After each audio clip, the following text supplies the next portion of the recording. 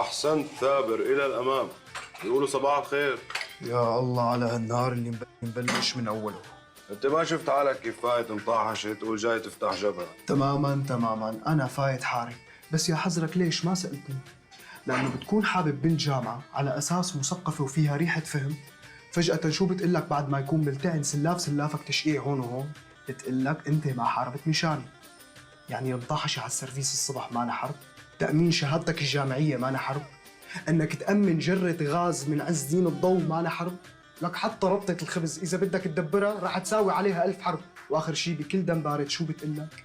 أنت لازم تحارب كرمالي، يعني مطبوع على سند الإقامة تبعك بالجغرافيا الخلابة إنه تقضي كل حياتك ميداني من حرب لحرب.